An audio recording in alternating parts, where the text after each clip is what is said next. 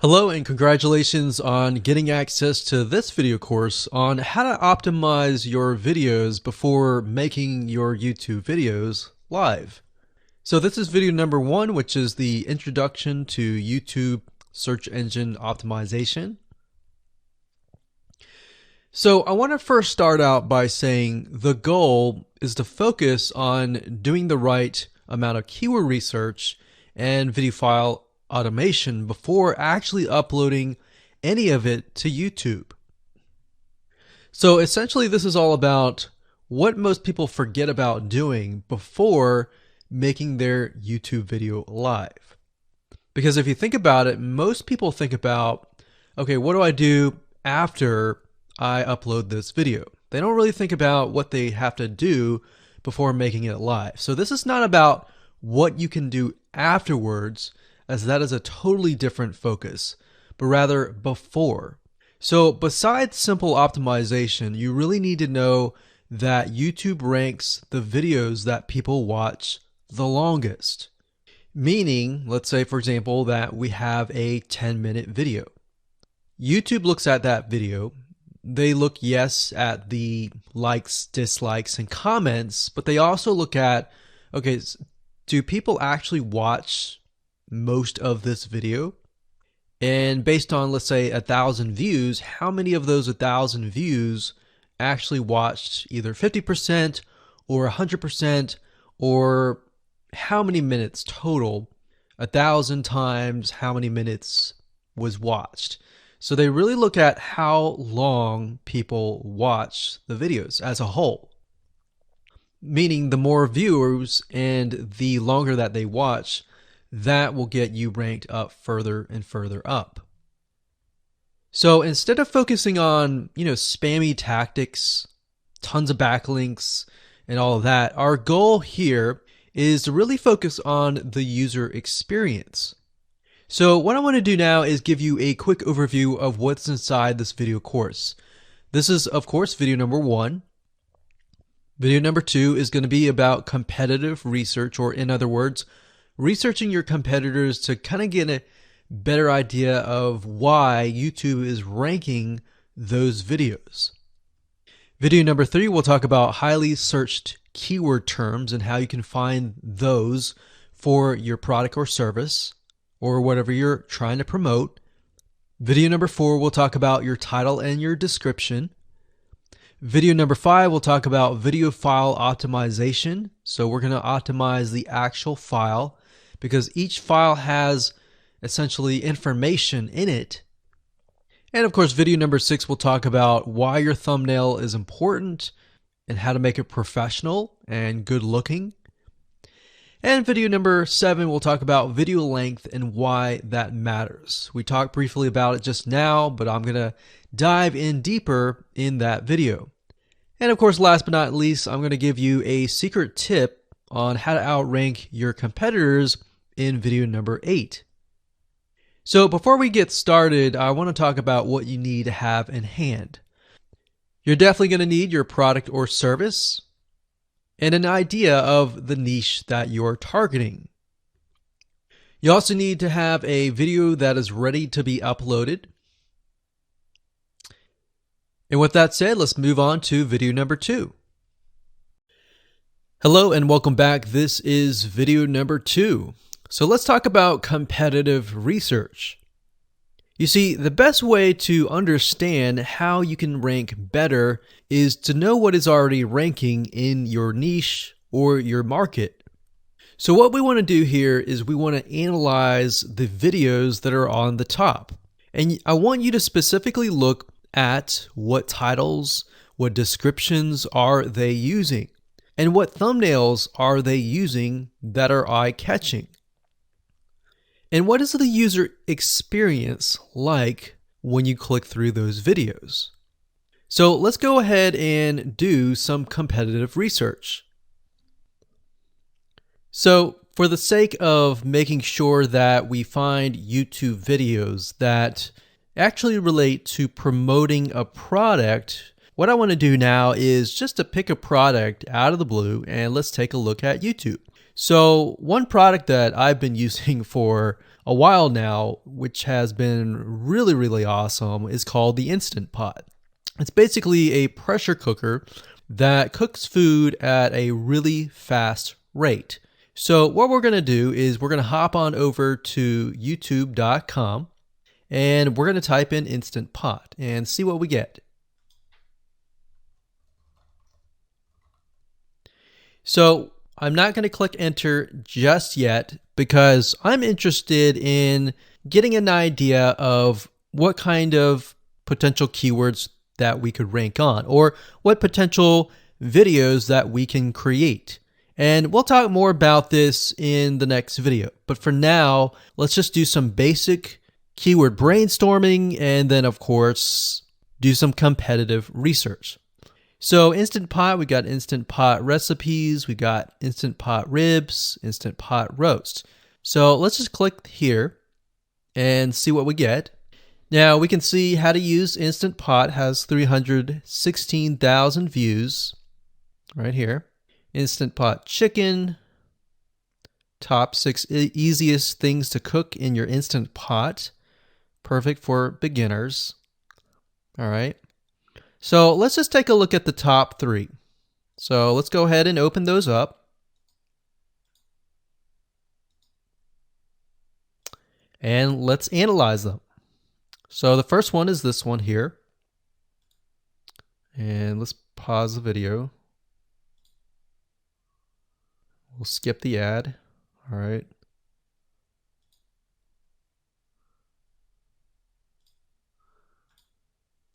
Okay, so how to use the Instant Pot 101 for beginners. So if we think about the type of audience that the Instant Pot attracts, it attracts somebody who has a busy life, who may be a beginner at cooking and just wants a quick and easy meal done fast. So we can see that. So one thing that I like to do is I like to copy the titles to Notepad. Just kind of get an idea of what we're dealing with. So that's the title. Looks like she's promoting an Amazon affiliate link. We can see that here, Amazon.to. We've got Instant Pot hacks, Instant Pot yogurt, and all that. So what she's doing, it's very funny, but she may not realize she's doing this, but what she's using is a method called siloing. And she's basically telling YouTube, hey, not only do I have this video on Instant Pot, I've got Instant Pot hacks, yogurt, recipes, and other recipes. So let's just copy that in here. So that's video number 1. So we're going to rank it from video 1, video 2, and video 3. Let's scroll down a bit. We've got 373 comments. I will say when it comes to YouTube, they're looking for engagement. So comments is good, likes are good, even dislikes are good as well. Even though dislikes are bad from a human standpoint, it tells YouTube that there is engagement. All right. So sometimes we're going to be able to view, we can't do it here, but sometimes you'll actually be able to view more data. But for now, you can't hear. Now, we can actually dig deeper if we want to. So let's just take a look at Natural Brittany's YouTube channel.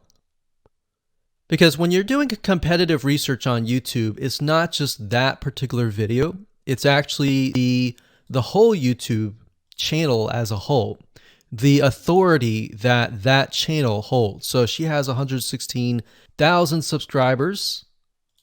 Click on the videos.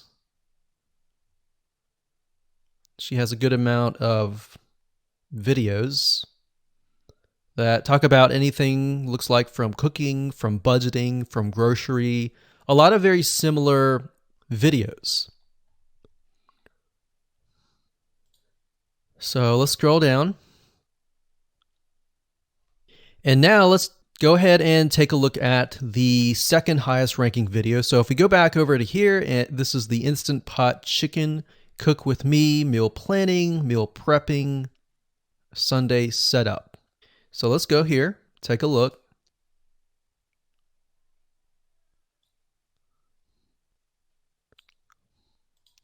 Okay, let's see here.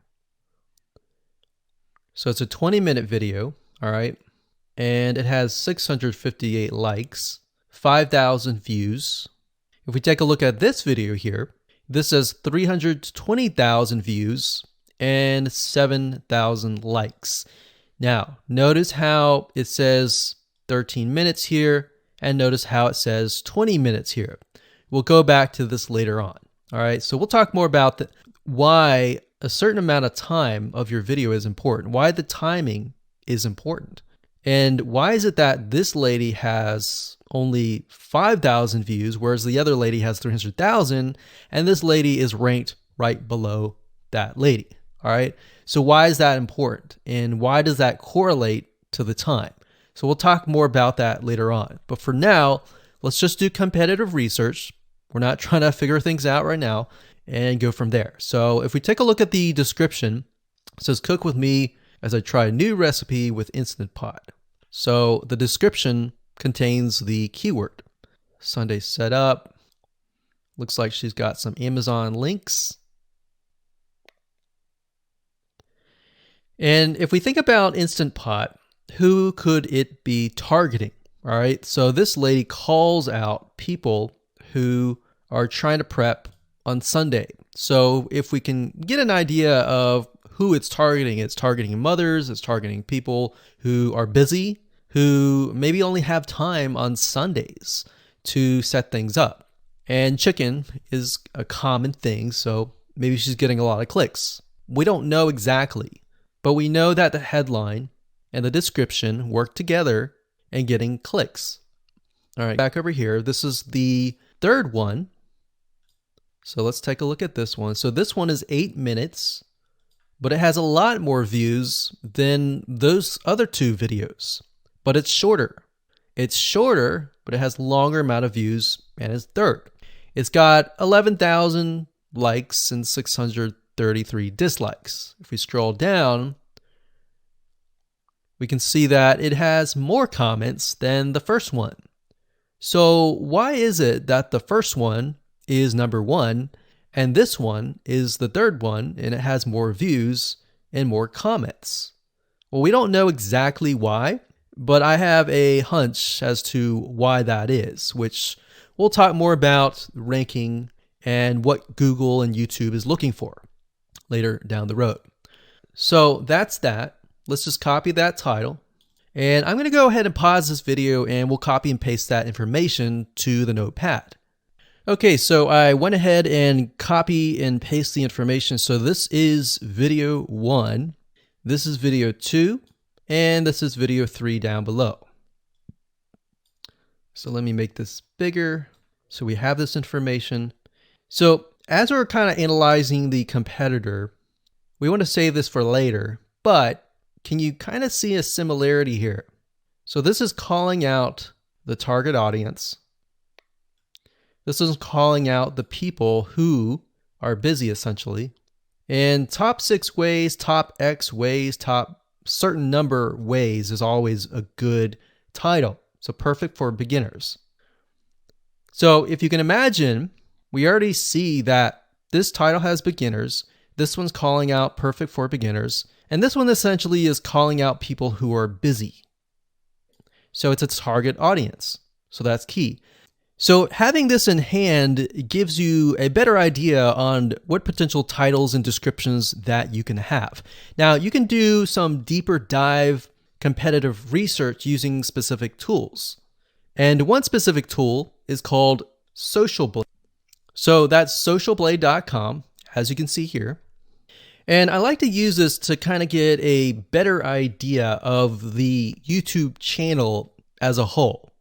Because what you're trying to figure out is, did this person rank because their channel as a whole has a lot of traffic? Or did this person rank simply because of the titles and the description? So there's many factors that come involved, but let's take a look at Naturally Brittany. So let's go ahead and copy this. And you basically want to come here and type in the username of the YouTube channel. So we'll go ahead and click this here. Okay, so we can see here that this is Naturally Brittany, 116,000 subscribers. She's got 19 million video views. So that kind of gives us an idea of how easy it is to break through. Is it easy? Is it going to take a little bit work or what? So let's just go ahead and open her up, and let's do the same thing with the other videos. So this one is marriage and motherhood. We got that here. So she has 7 million video views. So it's about half of what we saw earlier. And this one is called Six Sisters Stuff. And this one has about 9 million video views.